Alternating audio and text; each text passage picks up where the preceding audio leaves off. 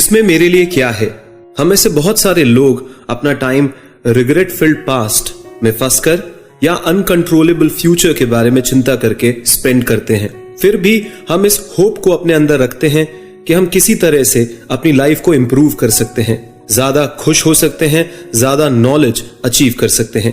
हालांकि हमें ऐसा कैसे करना चाहिए, इसका कोई क्लियर आइडिया हमारे पास नहीं होता है। तो दोस्तों, best selling book the power of now में बेस्ट सेलिंग ऑथर और रिनाउंड स्पिरिचुअल गाइड एकार्ट टोले रीडर्स को अपनी इनर लाइफ के कॉम्प्लेक्स टेरेन को पार करने और उनके पास्ट, प्रेजेंट और फ्यूचर से रिलेशनशिप को स्टेबल करने के कई मेथड्स प्रोवाइड करते हैं। टोले की प्रैक्टिकल फिलॉसफी का क्रस्ट प्रेजेंट मोमेंट में रहना है, ताकि हम उन मैक्सिमम पेन्स को अवॉइड कर सके जो हम यूजुअली एक्सपीरियंस करते हैं। इसके लिए यह बुक माइंड और सफरिंग के बीच कनेक्शन पर फोकस करती है। यह खुद को डैमेज करने वाले कई तरीकों पर different point of view offer करती है। फॉर एग्जाम्पल, अपने आप को सफरिंग की साइकिल्स में फंसाना और अपने आप को खुश रहने से रोकना, इन सारे मुद्दों पर यह किताब रोशनी डालेगी। दोस्तों, द पावर ऑफ नाउ ने लाखों लोगों को उनकी लाइफ को इंप्रूव करने में हेल्प किया है, जिसमें दूसरों के साथ अपने रिलेशनशिप को मेंटेन करने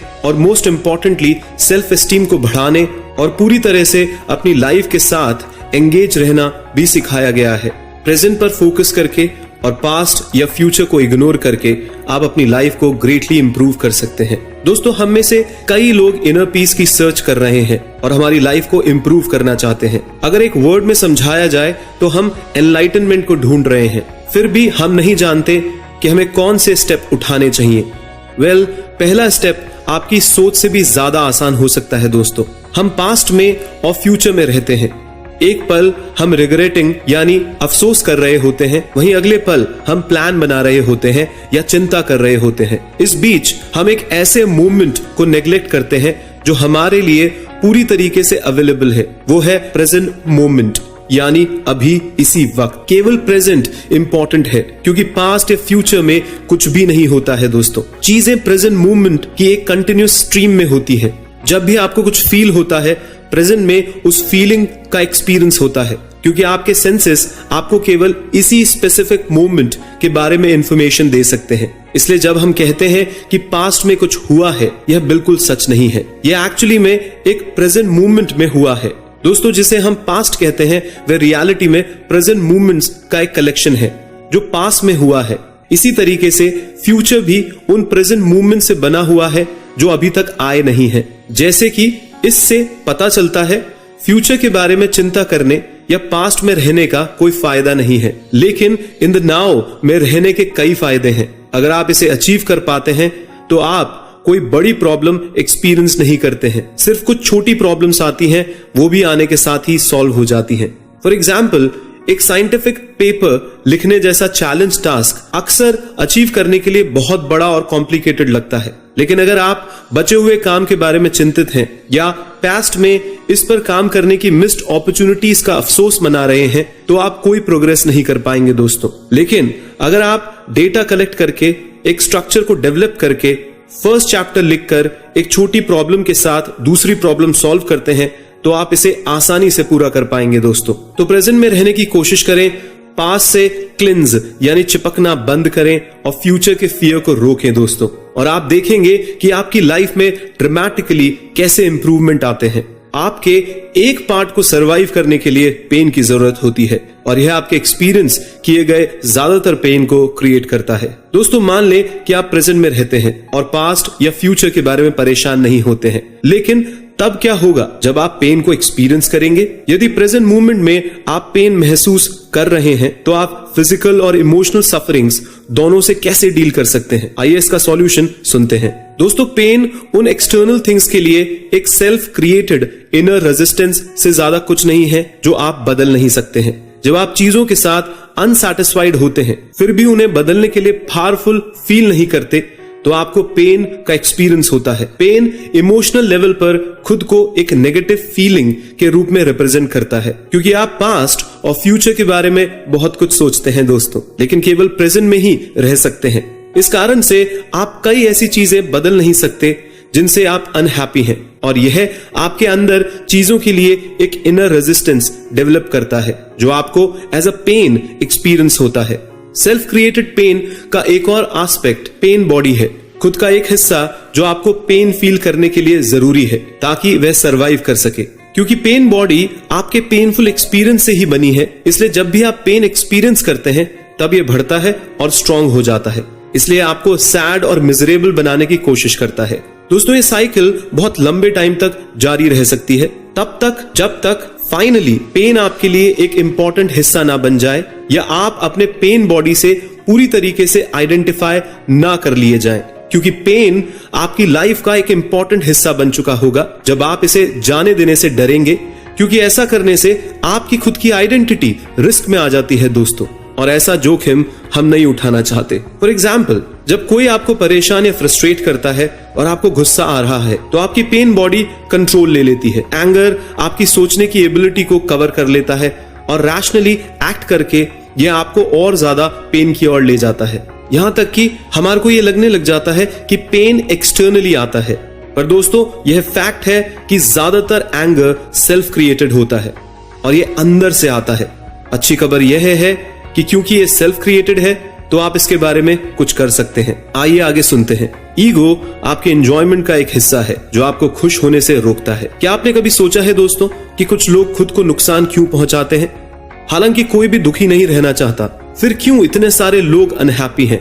इसकी वजह ईगो है दोस्तों, आपके माइंड का एक हिस्सा जो बिना आपके नोटिस किए आपके थॉट्स और बिहेवियर को कंट्रोल करता है। क्योंकि ये इजीली ऑब्जर्व नहीं किया जा सकता, ज्यादातर लोगों को यह पता नहीं होता कि ईगो उनकी लाइफ को किस तरीके से कंट्रोल करता है। फॉर एग्जाम्पल, यदि आप किसी डिस्प्यूट के बाद सिचुएशन का रियल एनालिसिस करते हैं तो आप नोटिस करते हैं और तो और कई बार रिग्रेट भी करते हैं कि आपने उस सिचुएशन में ओवर रिएक्ट क्यों किया था। फिर भी इस डिस्प्यूट के अधिकतर समय आपको अपनी सोच और व्यवहार का किसी फैक्टर से प्रभावित या कंट्रोल्ड होने के बारे में कुछ पता नहीं होता। ईगो आखिर ऐसा क्यों करता है? आइए सुनते हैं। दोस्तों, आपके दुख पर डिपेंड करता है कि आप अपने दुख को कितना कंटिन्यूड एग्जिस्टेंस देते हैं। इसलिए यह आपके बेस्ट इंटरेस्ट्स के अगेंस्ट एक्ट करके आपकी जिंदगी के हर टर्न पर आपकी खुशी को नुकसान पहुंचाता है। इसके बावजूद कि कोई भी इंसान एक्टिवली अनहैप्पी लाइफ नहीं जीना चाहता, क्यों इतने सारे लोग अपनी लाइफ में सफर करते हैं दोस्तों? कभी आपने सोचा है ये? इस सवाल का जवाब आपके माइंड का डिस्ट्रक्टिव पार्ट दे सकता है जो दुख प्रोड्यूस करता है। फॉर एग्जाम्पल, कुछ लोग इंटेंशनली डीपली डिस्ट्रक्टिव और पेनफुल रिलेशनशिप में रहने का डिसीजन लेकर अपनी खुशी को नुकसान पहुंचा सकते हैं। अहंकार यानी ईगो आपको दूसरों के साथ कॉन्फ्लिक्ट की सिचुएशन में ले जाता है और आपको आपकी प्रेजेंट स्टेट से नाखुश बनाता है ताकि वह आपके बिहेवियर और थिंकिंग पर कंट्रोल कर सके। फॉर एग्जाम्पल, जब दो या ज्यादा ईगोज एक साथ आते हैं तो ड्रामा क्रिएट होता है दोस्तों, जैसे कि छोटे ऑफिसेस और घरों में देखा जा सकता है। जब लोग पीसफुली एक साथ रहना चाहते हैं तो उनके ईगोज उन्हें ट्रिवियलिटीज यानी कमियों की वजह से नाराज करते हैं और उनको ओवर रिएक्ट करवाते हैं। यदि आप खुद को सडनली एक छोटे से इशू पर एक वायलेंट डिबेट में पाते हैं, जैसे कि आज किसका किचन साफ करने का टर्न है या यह टेलीविजन प्रोग्राम अच्छा है कि नहीं, यह प्रोबेबली ईगो का काम है। यह सब आपका ईगो आपसे करवा रहा है दोस्तों, यह हमेशा ध्यान रखिएगा। ईगो ह्यूमन माइंड का एक डिस्ट्रक्टिव हिस्सा है। यह आपका सबसे इंपॉर्टेंट हिस्सा बनना चाहता है और यह कोई लिमिट्स नहीं जानता दोस्तों। इसलिए यदि आप इसे कंट्रोल यानी खुद पर कंट्रोल लेने देते हैं तो इससे आपको बहुत दुख होता है और होता रहेगा दोस्तों।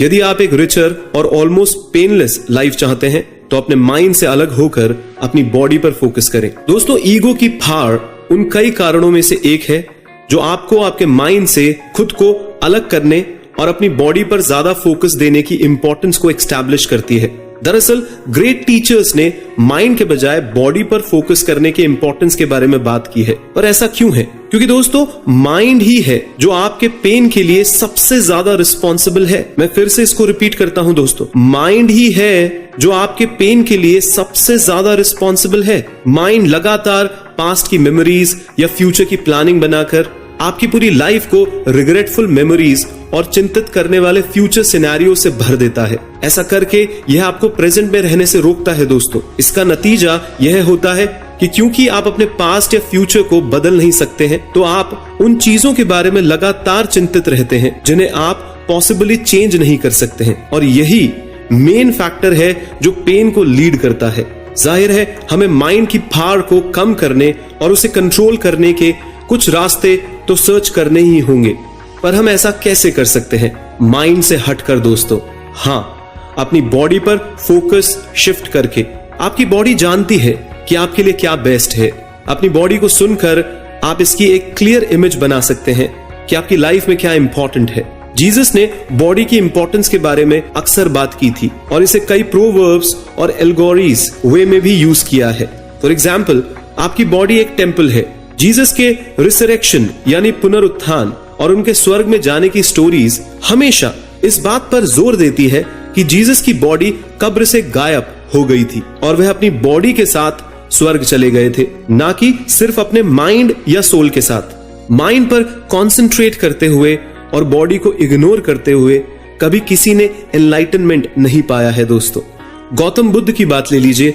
बुद्धा का 6 साल की एब्स्टिनेंस इंक्लूडिंग फास्टिंग में एक विविड एग्जाम्पल देखा जा सकता है, जिसमें उन्होंने अपनी बॉडी को खुद से अलग कर लिया था। रिजल्ट, वह एक्चुअली में अपनी बॉडी से अलग फील करते थे, लेकिन पीस या एनलाइटनमेंट में नहीं दोस्तों। उन्हें इन प्रैक्टिसेस को छोड़ने पर और एक बार अपनी बॉडी के साथ फील करने पर ही ज्ञान प्राप्त हुआ था। अगर आपको पता हो तो बिना जजमेंट अपने माइंड को ऑब्जर्व करना बेस्ट वे है अपने माइंड से अलग होने के लिए, और इस तरह पेन से खुद को फ्री करने के लिए ये बेस्ट ऑप्शन है दोस्तों। जब आपको पता चलता है कि आपका माइंड आपको पेन महसूस करा रहा है, जिसकी वजह से आप प्रेजेंट में नहीं रह पा रहे हैं, तो आपको इसे खुद से अलग करना होगा। पर प्रश्न उठता है कैसे? आइए सुनते हैं दोस्तों। अपने माइंड से खुद को अलग करने के लिए आपको इसके बारे में और इसका आपके ऊपर जो प्रभाव है उसके बारे में भी पूरी तरीके से कॉन्शियस होना जरूरी है। अदरवाइज आप उन अनगिनत छोटे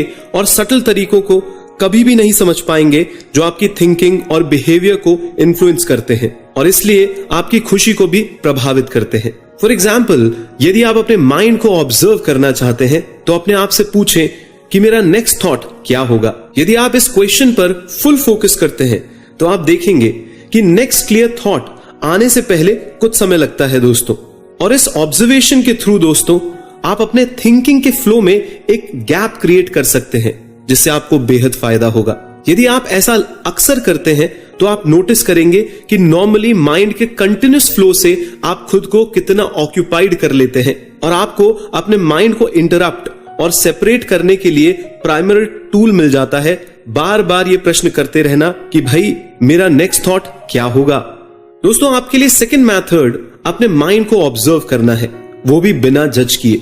जज करना अपने आप में माइंड का एक एक्ट है, इसलिए यदि आप कुछ जज करते हैं तो आप फिर से अपने माइंड को यूज कर रहे हैं। फॉर एग्जाम्पल, यदि आपके काम के बीच में आपको रनिंग करने का फील होता है तो बस अपने शरीर के सिग्नल को फॉलो करें। आपका शरीर जानता है दोस्तों कि उसके लिए क्या अच्छा है, इसलिए बाहर जाएं और रन करें। उसके बाद उन छोटी आवाजों को सुने जो आपके माइंड में घूम रही है। अभी आपको काम करना चाहिए और टाइम वेस्ट नहीं करना चाहिए। हाँ दोस्तों, लेकिन उस आवाज को अच्छे या बुरे के रूप में ना देखें और एडवाइस को फॉलो करने की कोई कोशिश भी ना करें। बस उस पर स्माइल करें और एक्सेप्ट करें कि भाई ये थॉट्स भी एग्जिस्ट करते हैं और ऐसा माइंड ट्रिक्स प्ले करता है। ऐसा करने से आप अपने माइंड को नोटिस करके भी इसको फॉलो नहीं करना सीख लेंगे। परमानेंट अलर्टनेस की स्टेट में रहने की कोशिश करें। हाँ दोस्तों, बेहद आवश्यक। जब आप खुद को अपने माइंड से अलग करने में बेटर हो जाते हैं तो आप एक और टेक्निक को अपनाने की कोशिश कर सकते हैं और वह है एक्टिव वेटिंग। आइए सुनते हैं एक्टिव वेटिंग क्या है। दोस्तों, यह एक स्पेशल टाइप की वेटिंग स्टेट है जिसमें आप जानते हैं कि किसी भी समय कुछ इंपॉर्टेंट या सीरियस हो सकता है। ऐसे स्टेट में आपका सारा अटेंशन नाव पर फोकस्ड होता है। जब आप एक्टिव वेटिंग की स्टेट में आते हैं तो डे ड्रीमिंग, प्लानिंग या याद रखने के लिए कोई टाइम नहीं होता है, जो यूजुअली हमें प्रेजेंट से डिस्ट्रैक्ट करता है। फॉर एग्जाम्पल, एग्जाम देते टाइम आपको रिजल्ट के बारे में चिंता करने में टाइम वेस्ट नहीं करना चाहिए दोस्तों, बल्कि पूरी तरीके से प्रेजेंट में रहकर जो काम आपके सामने है उसे बहुत क्लोज अटेंशन के साथ करना चाहिए। एक्टिव वेटिंग की स्टेट में एंटर करने से एग्जाम के कुछ ही टाइम पहले या इसके दौरान भी आपको यह अचीव करने में हेल्प मिल सकती है। इस स्टेट में आप अपने बॉडी पर ध्यान देते हैं क्योंकि इसको कुछ भी होने के लिए तैयार होना है। जैसे कि हमने पहले भी देखा है, प्रेजेंट में रहने के लिए बॉडी पर फोकस करना बहुत क्रूशियल फैक्टर है दोस्तों। फॉर एग्जाम्पल, ज़ेन मास्टर्स अपने उन स्टूडेंट्स के पास चुपके से नजर बचाकर आते थे जिनकी आंखें बंद होती थी और फिर वेटिंग स्टूडेंट को मारने की कोशिश करते थे किसी छड़ी से। वेटिंग स्टूडेंट्स को पूरी तरीके से अपनी बॉडी पर कंसंट्रेट करने के लिए फोर्स्ड किया जाता था और इस तरीके से वे अप्रोचिंग मास्टर की छड़ी को समझने और अपने अटैक से बचने में केपेबल होते थे क्योंकि उनका मानना था कि ये वेटिंग स्टेट एक स्टूडेंट को एक अच्छी लाइफ की ओर ले जाएगी। फॉर एग्जाम्पल, जब जीसस से उनके डिसाइपल्स ने पूछा कि उन्हें एक अच्छी और पीसफुल लाइफ जीने के लिए क्या करना चाहिए, तो उन्होंने उन्हें सलाह दी कि एक नौकर की तरह रहो, एक दास की तरह, एक सर्वेंट की तरह जो मालिक की वापसी के लिए इंतजार कर रहा है। क्योंकि नौकर नहीं जानता दोस्तों कि गुरु किस समय आएगा। वह परमानेंटली अलर्ट स्टेट में रहता है। वह फ्यूचर के लिए ग्रेट प्लान्स नहीं बनाता है और अपने सराउंडिंग्स के बारे में कॉन्स्टेंटली अवेयर रहता है ताकि यह श्योर हो सके कि वह मास्टर को मिस नहीं करेगा जब भी मास्टर प्रकट होगा। प्रेजेंट में रहना आपके पार्टनर के लिए हार्ड हो सकता है, लेकिन यह आपके रिलेशनशिप को भी इंप्रूव कर सकता है। दोस्तों, प्रीवियस स्टेप्स को फॉलो करने के बाद अब आप प्रेजेंट में जी रहे हैं और अब पूरी तरीके से अपने माइंड पर डिपेंडेंट नहीं है। लेकिन ये कैसे आपके डेली रूटीन्स को चेंज कर देगा? फॉर एग्जाम्पल, आपके रिलेशनशिप को आइए सुनते हैं। एक नॉर्मल पर्सन के लिए अपनी लाइफ किसी ऐसे इंसान के साथ शेयर करना एक्सट्रीमली डिफिकल्ट है दोस्तों, जो प्रेजेंट में पूरी तरीके से रहता है। प्रेजेंट में नहीं रहने वाले पर्सन का ईगो प्रॉब्लम्स को फीड करेगा, ये तो आप भी समझते हैं। जबकि जो पर्सन प्रेजेंट में रहता है उसकी कामनेस और पीस को खतरे के रूप में एक्सपीरियंस किया जा सकता है उन लोगों द्वारा जो ईगो स्टेट में रहते हैं।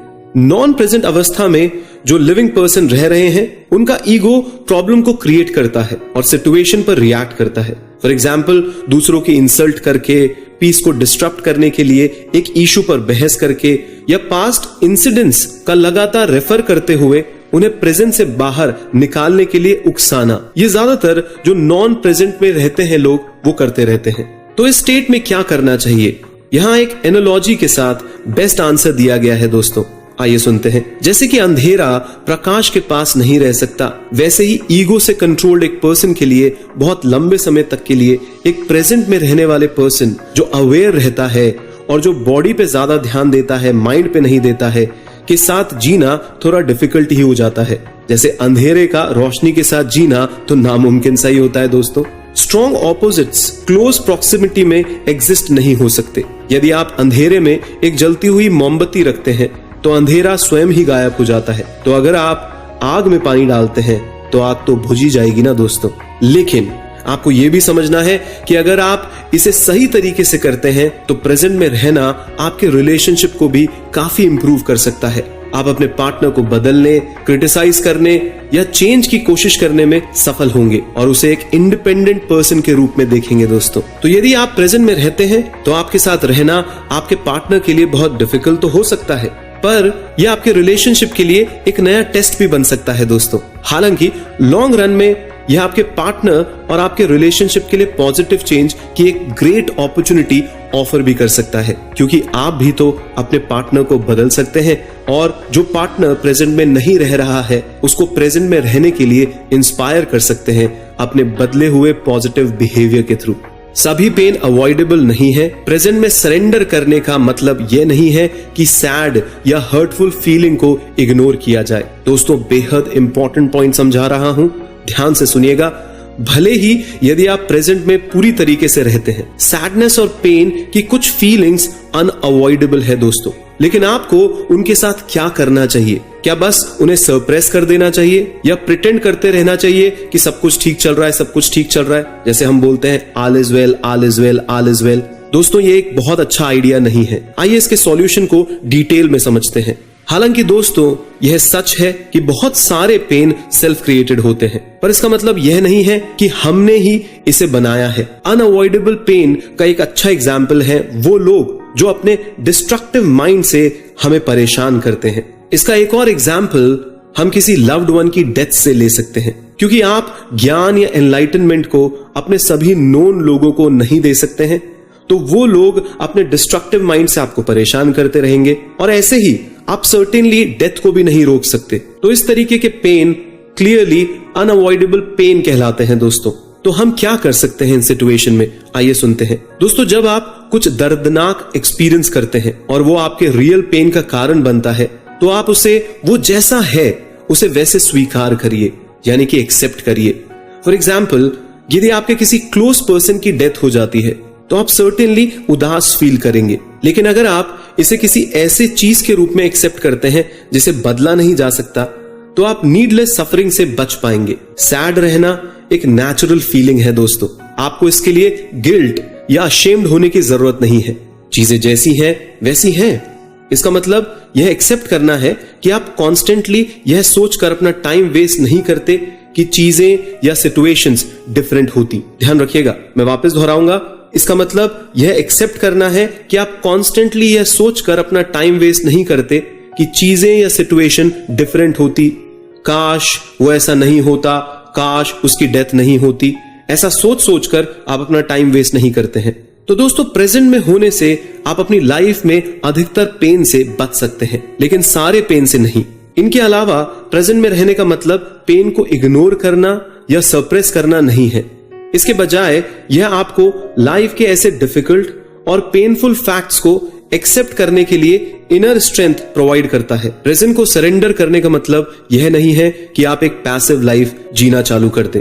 इनर पीस होना अच्छा है दोस्तों, लेकिन जब आपकी आउटर लाइफ की सिचुएशन खराब हो तो इनर पीस की बहुत ज्यादा वैल्यू नहीं होती। क्या प्रेजेंट को एक्सेप्ट करने से आप ऑटोमेटिकली पैसिव लाइफ जीने लग जाते हैं? ज्यादातर लोग ऐसा सोचते हैं, जिसमें आप माइंडफुल नहीं रहते या किसी भी चीज को बदलना नहीं चाहते जो आपको परेशान कर रही है। पर दोस्तों, ऐसा बिल्कुल भी जरूरी नहीं है। प्रेजेंट में रहना फीलिंग और इनसाइट का एक इनर प्रोसेस है, और इसके लिए आपको एक पैसिव एक्सटर्नल बिहेवियर डेवलप करने की जरूरत नहीं है दोस्तों। फॉर एग्जाम्पल, यदि आप कीचड़ में फंस गए हैं तो आप केवल अपने आप को यह नहीं बताते रहेंगे कि आप हमेशा कीचड़ में फंसे रहना चाहते हैं। इसकी बजाय आप बिना डरे कोशिश करते हैं खुद को इससे फ्री करने के लिए। प्रेजेंट में रहना आपको नए रिसोर्सेस और प्रॉब्लम्स को सॉल्व करने के लिए तरीके भी प्रोवाइड कर सकता है दोस्तों। यह सर्टेनली सच है कि नाव में रहने से आप नए तरीके की स्ट्रेंथ और डिटर्मिनेशन ला सकते हैं, क्योंकि आप अपने इनर रिसोर्सेस को प्रॉब्लम क्रिएट करने में वेस्ट नहीं कर रहे हैं। इनफैक्ट प्रेजेंट में रहने से आप एक्चुअली में किसी चीज को प्रॉब्लम की तरह नहीं देखते हैं, बल्कि इंडिविजुअल मैनेजेबल सिचुएशन की तरह देखते हैं, जिन्हें आप एक एक करके सॉल्व कर सकते हैं। यह आपको अधिक इफेक्टिव बनाता है दोस्तों, प्रेजेंट में रहने और प्रेजेंट को एक्सेप्ट करने का मतलब यह नहीं है कि आप एक पैसिव लाइफ के लिए कमिटेड हैं, या आप इसे बेटर करने के लिए बदलने की कोशिश नहीं करेंगे, बल्कि प्रेजेंट पर फोकस करके और पास्ट और फ्यूचर को उनकी जगह पर रखते हुए आप ये क्लियरली देख पाते हैं कि किसी भी मोमेंट में एक्चुअली क्या गलत हो रहा है, और आपके पास उन चीजों को बेहतर रूप से बदलने के लिए स्ट्रेंथ भी है कि नहीं। तो कितना क्लियर हो जाता है दिमाग जब हम प्रेजेंट में रहते हैं और अपना ध्यान अपनी बॉडी पे लगाते हैं, किसी को जज नहीं करते और चीजों को एक्सेप्ट करके चलते हैं। तो दोस्तों, फाइनल समरी में मैं आपको इस बुक का की मैसेज देना चाहूंगा। दोस्तों, इस बुक को पढ़कर आप जान गए होंगे कि मैं अपना जीवन कैसे बेहतर बना सकता हूं। पास्ट या फ्यूचर पर फोकस नहीं करें दोस्तों, प्रेजेंट में रहें और अपने आप को ओवर थिंकिंग माइंड से अलग करने की कोशिश करें। इस मेथड को फॉलो करने के बाद आपके दुख कम हो जाएंगे दोस्तों, और आपकी लाइफ निश्चित ही इंप्रूव होगी। दोस्तों, ये किताब थोड़ी डीप है। हाँ, ये थोड़ी डीप किताब है, इसको बार बार सुनिएगा। बहुत ही जबरदस्त किताब है दोस्तों। पर आप जितनी बार इस समरी को सुनेंगे उतनी बार आपको क्लैरिटी आएगी कि जिंदगी को कैसे जिया जा सकता है। एकार्ट टोले मॉडर्न मेडिटेशन के हीरो माने जाते हैं दोस्तों, फादर माने जाते हैं। ओपरा विनफ्री के गुरु भी माने जाते हैं मेडिटेशन के एकार्ट टोले। इस बुक ने क्रांति ला दी है दोस्तों, लोगों का